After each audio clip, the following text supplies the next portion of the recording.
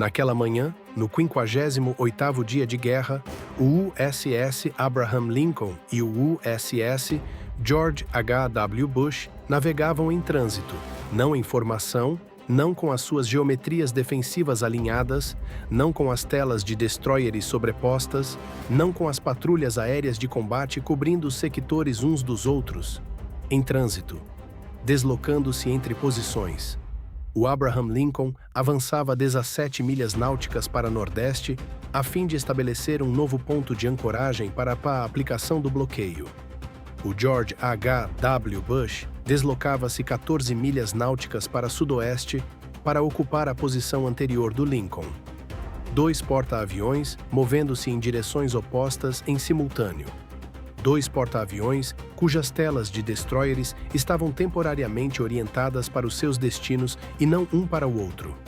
Dois porta-aviões cujos sectores de patrulha aérea de combate cobriam as suas novas posições e não o corredor entre eles.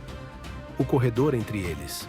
19 milhas náuticas de águas abertas entre dois dos navios de guerra mais poderosos do mundo, durante os 11 minutos em que a geometria defensiva de nenhum dos dois porta-aviões estava completamente optimizada para o espaço que os separava. 11 minutos. O reposicionamento havia sido programado ainda de madrugada, e uma mensagem de coordenação de formação havia sido transmitida entre os dois porta-aviões e os seus navios de escolta. Uma transmissão administrativa de rotina, encriptada, enviada numa frequência utilizada exclusivamente para a coordenação interna do grupo de ataque do porta-aviões. Uma frequência que havia sido comprometida 14 horas antes, quando uma atualização de software enviada a 3 dos destroyers de escolta introduziu uma vulnerabilidade num protocolo de encriptação legado, que degradou um tipo específico de transmissão de AIS-256 para uma cifra de geração anterior que a inteligência de sinais iraniana havia decifrado meses antes. O calendário de reposicionamento transmitido naquela madrugada não estava encriptado da forma que a formação acreditava. Na suíte de guerra eletrônica a bordo do USS Abraham Lincoln, a tenente-comandante Yar Ali detectou a degradação da encriptação 3 minutos após a transmissão. Apresentou um relatório imediatamente. Apresentou um segundo alguns minutos depois. Apresentou um terceiro antes de amanhã avançar. Os 3 regressaram da mesma forma, registrados e anotados. A vulnerabilidade de encriptação está a ser avaliada pela equipe de segurança de comunicações. O reposicionamento prosseguirá conforme previsto. Os 2 porta-aviões iniciaram o trânsito. 2 minutos depois, 31 lanchas de ataque rápido do Corpo de Guardas da Revolução Islâmica saíram dos seus ancoradouros em simultâneo, a partir de 3 portos iranianos. Bandar Abbas ao norte, a ilha de Qeshm a noroeste, a ilha de Abu Musa a oeste. 11 embarcações de cada porto, 3 formações separadas, 3 vectores de aproximação distintos, todas elas avançando a 55 nós, todas apontadas para a mesma coordenada, o ponto médio do corredor entre o USS Abraham Lincoln e o USS George H.W. Bush.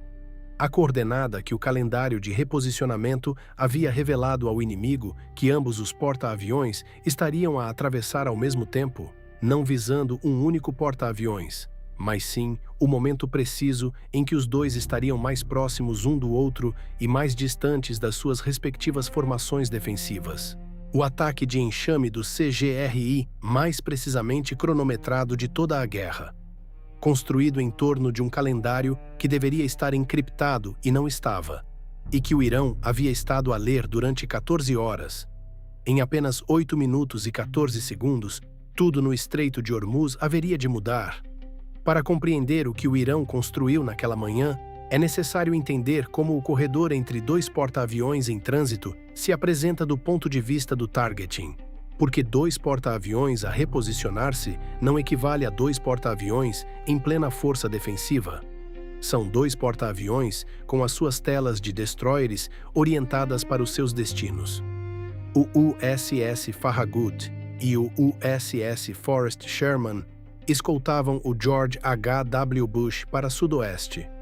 O USS Gonzales e o USS Bulkley escoltavam o Abraham Lincoln para nordeste. 4 destroyers, todos os 4 orientados para as novas posições dos seus respectivos porta-aviões. Todos os 4 com a cobertura dos seus sensores defensivos optimizada para ameaças provenientes do exterior da formação, e não do corredor entre os 2 porta-aviões, que estava temporariamente menos coberto do que qualquer outro ponto de água no estreito. As patrulhas aéreas de combate de ambos os porta-aviões cobriam as suas novas posições. O E-2D Hawkeye do Abraham Lincoln orbitava sobre o novo ponto de ancoragem, 17 milhas náuticas a nordeste. O E-2D Hawkeye do George H.W. Bush orbitava sobre a posição antiga, 14 milhas náuticas a sudoeste. Nenhum dos 2 Hawkeyes estava optimizado para o corredor entre eles. 19 milhas náuticas de água entre 2 porta-aviões, com 4 destroyers todos apontados na direção errada e 2 Hawkeyes a olhar para outro lado. O Irão não precisou de imagens de satélite para encontrar esta janela. Precisou de uma transmissão numa frequência que a sua inteligência de sinais havia estado a ler desde o início do ano. A transmissão disse-lhes que a janela existiria, disse-lhes exatamente onde estaria, disse-lhes exatamente quando se abriria, e disse-lhes que duraria 11 minutos. 11 minutos são suficientes para que 31 lanchas de ataque rápido a 55 nós cubram a distância de aproximação desde 3 portos iranianos até ao ponto médio desse corredor. O Irão não criou esta vulnerabilidade. A atualização de software criou-a. O Irão encontrou-a 14 horas antes e passou 14 horas a construir um ataque em torno dela. 31 embarcações, 3 formações, uma janela de 11 minutos. A operação do CGRI mais precisamente cronometrada da guerra, construída sobre um calendário que a formação acreditava estar seguro e que não estava. Naquele momento, a bordo do USS Abraham Lincoln, no corredor, Yarali não esperou que o seu quarto relatório regressasse. Havia estado a observar os padrões de saída dos 3 portos iranianos no seu ecrã de sensores passivos desde que as primeiras assinaturas de lanchas de ataque rápido apareceram simultaneamente a partir de Bandar Abbas, da ilha de Qashm e da ilha de Abu Musa. Tinha o rumo, tinha a velocidade, tinha a geometria. Compreendeu em 11 segundos o que as 31 partidas simultâneas significavam, para onde se dirigiam e por que estavam cronometradas para aquele momento preciso do corredor. Pegou no circuito de formação, não o circuito do oficial de quarto, não o circuito do centro de informação de combate, o circuito de toda a formação que alcançava todos os navios simultaneamente. Todas as unidades da formação, aqui Lincoln Guerra Eletrônica. 31 contactos de ataque rápido partindo simultaneamente de 3 portos iranianos. Rumo 0, 19, 27, 1 e 247. A geometria de aproximação converge no corredor entre os porta-aviões daqui a 8 minutos. Este é um ataque ao corredor, não um ataque a um único porta-aviões. O calendário de reposicionamento foi transmitido num protocolo de encriptação comprometido esta madrugada. O inimigo tem o calendário. Construíram isto em torno dele. Todas as unidades, armas livres para combate de superfície. Lincoln e Bush mantêm velocidade máxima pelo corredor. Não abrandem, atravessem a janela. No centro de informação de combate, o oficial de ação tática, comandante David Okafor, olhou para o seu ecrã durante 2 segundos. 31 contactos, 3 rumos, todos convergindo numa única coordenada. A coordenada que ambos os porta-aviões estariam a atravessar em 8 minutos. Pegou no circuito para o contra-almirante Callaway. Senhor, Guerra Eletrônica tem 31 contactos de superfície a convergir no corredor entre os porta-aviões. Preciso do senhor no CIC agora. Já estou a ver. Callaway estava no centro de informação de combate 31 segundos depois. Leu a situação em 4 segundos. Pegou imediatamente no circuito de formação. Todas as unidades do grupo de ataque, aqui Lincoln Actual. Confirmo 31 contactos, 3 eixos convergindo no corredor. Todas as unidades de escolta dividam os sectores de combate. Gonzales e Bulkley tomam os sectores norte e oeste. Farragut e Forrest Sherman tomam o sector noroeste. Ambos os porta-aviões mantêm velocidade atual pelo corredor. Não vamos parar nessa janela. Não fez pausa. Patrulha aérea do Lincoln, redirecionamento imediato para a cobertura do corredor. Ambos os I-2D Hawkeyes reorientem para o corredor. Quero olhos nessa água agora. Sector Norte, USS Gonzales. 11 contactos no rumo 019, a 7,9 milhas náuticas de distância. A comandante Helena Park tinha os contactos do sector norte antes de Callaway terminar a sua transmissão. Havia estado a construir o seu plano de combate desde o momento em que os sensores passivos de Yarali mostraram pela primeira vez as saídas de Bandar Abbas. 3 minutos de planeamento de combate antes de a formação sequer saber o que estava a observar. Salva de mísseis ISSM disparada imediatamente. 4 mísseis contra os 4 contactos da vanguarda da formação norte. 3 abates, uma falha. O contacto de vanguarda sobrevivente executou uma curva de evasão a 55 nós e continuou em aproximação. Park deslocou-se para o segundo escalão. Mais 3 mísseis ISSM, 2 abates, um acerto parcial. A embarcação parcialmente atingida perdeu propulsão a 31 nós. Ainda em aproximação. 5 contactos restantes no sector norte.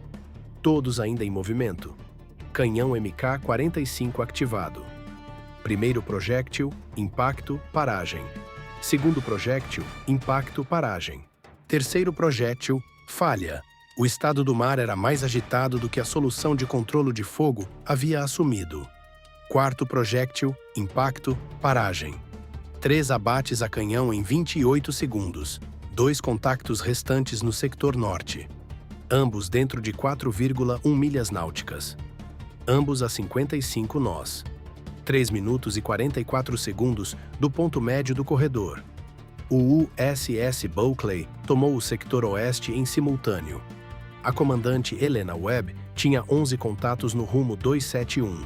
Salva de mísseis ISSM, disparada segundos depois. 3 abates, 2 falhas. Fogo de canhão instantes depois. 2 abates em 19 segundos. 6 contatos restantes no setor oeste. A geometria de aproximação do setor oeste era desfavorável. As soluções de controle de fogo estavam a ser construídas contra vectores que o planeamento defensivo da formação nunca havia pré-calculado, porque o sector oeste do corredor entre os porta-aviões nunca havia sido um eixo de ameaça em nenhum combate anterior. As soluções eram mais lentas do que no sector norte. Os contactos eram mais rápidos do que as soluções. Webb autorizou o sistema Phalanx contra os 3 contactos sobreviventes da vanguarda oeste, dentro de 3,9 milhas náuticas. 3 sequências de rajadas, 2 abates, uma falha. O contacto sobrevivente executou uma curva de evasão. O Phalanx readquiriu em 0,7 segundos. Mais 2 rajadas, impacto, paragem. 3 contactos restantes no sector oeste, todos dentro de 3,2 milhas náuticas. 3 minutos e 2 segundos do ponto médio do corredor. Sector noroeste, USS Farragut e USS Forrest Sherman. 11 contactos no rumo 247 a 8,4 milhas náuticas de distância. O sector noroeste era a pior geometria do combate. O rumo 247 dividia a diferença entre a posição atual do George H. W. Bush e a posição atual do Abraham Lincoln. Os contactos do rumo 247 não visavam um único porta-aviões.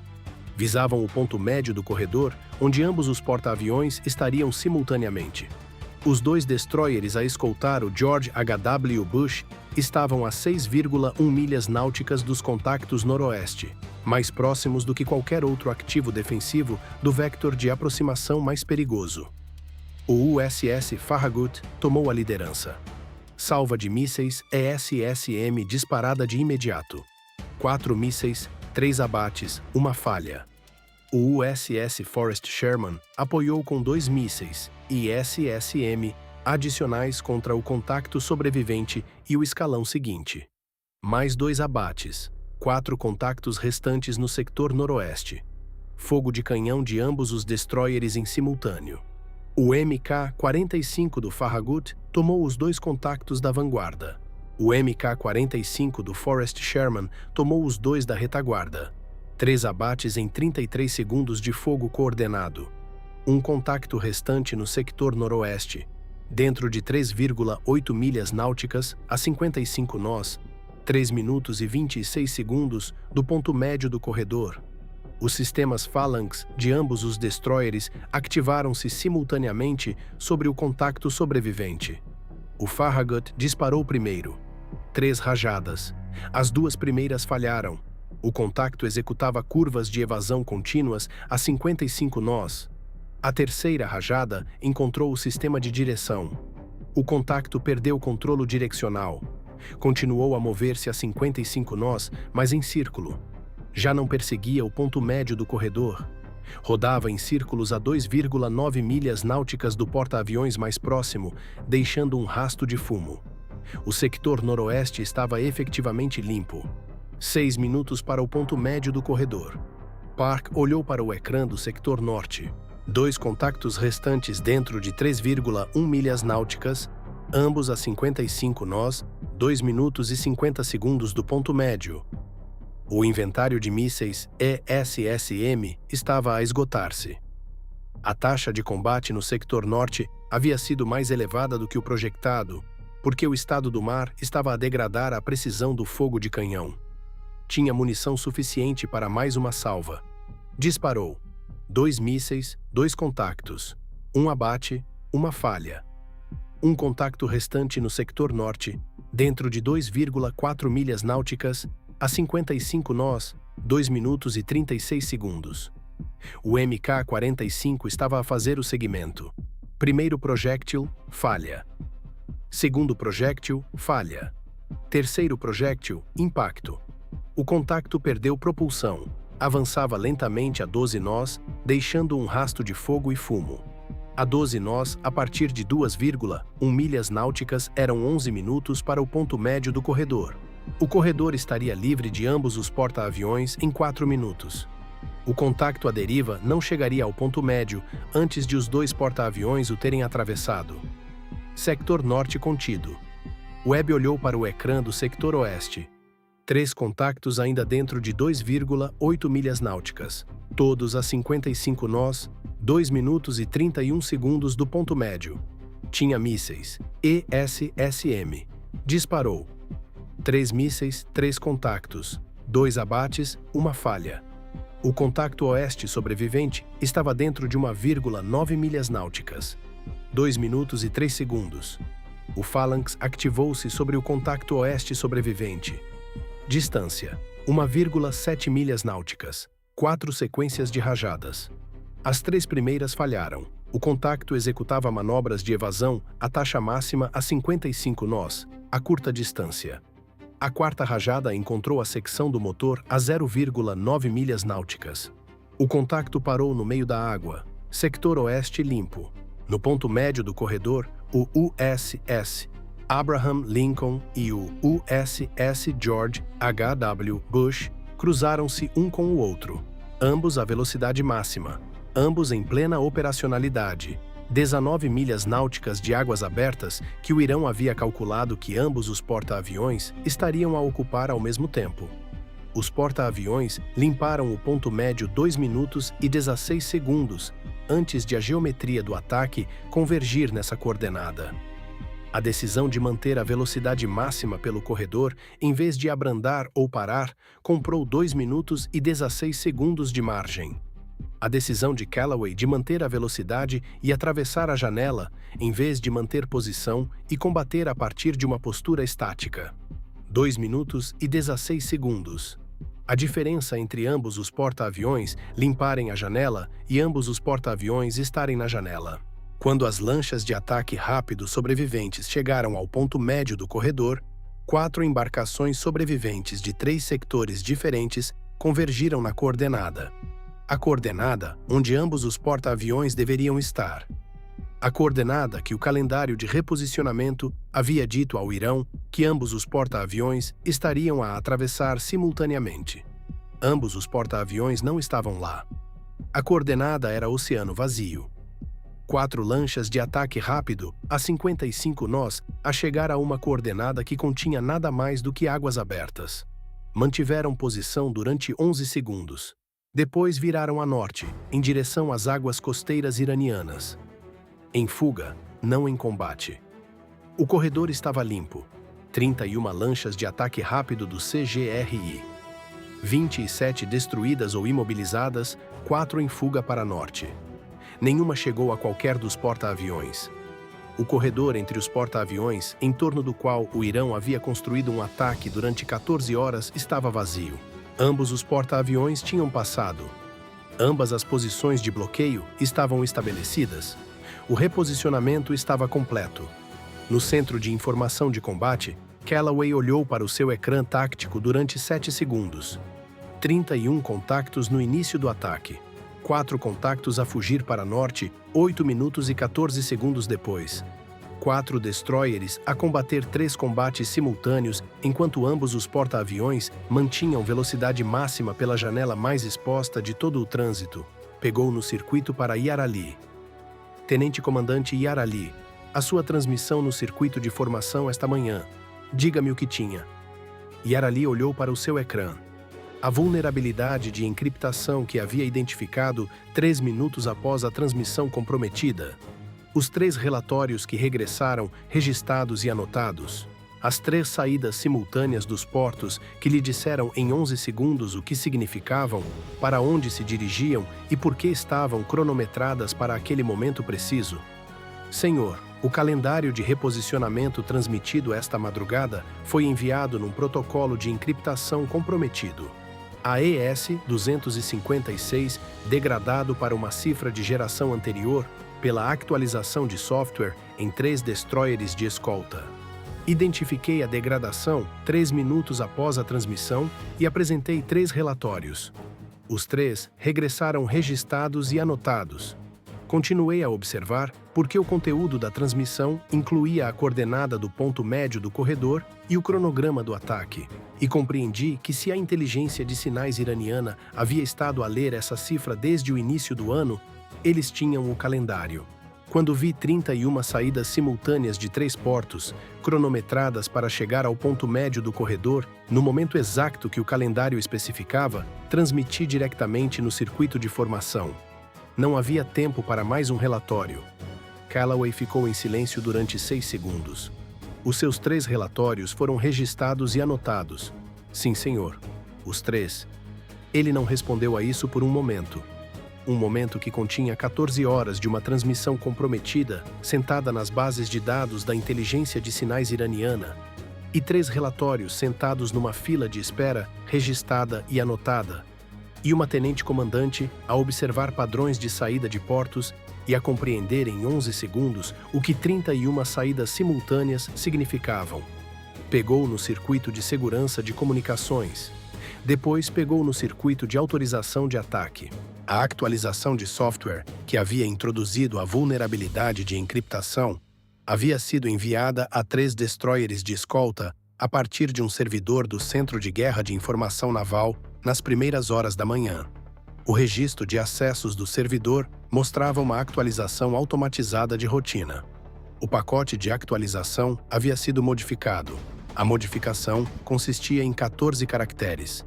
14 caracteres num pacote de atualização de 2,3 GB. A investigação que se seguiu identificou a origem da modificação horas antes do ataque, 2 horas antes de o calendário de reposicionamento ser transmitido. O Irão não encontrou a vulnerabilidade de encriptação. O Irão criou-a. 14 caracteres numa atualização de software enviada através de um servidor comprometido do Centro de Guerra de Informação Naval, criando uma degradação de cifra que se aplicaria a exatamente um tipo de transmissão.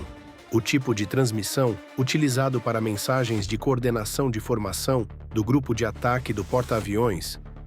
O tipo de transmissão que transportaria o calendário de reposicionamento naquela madrugada.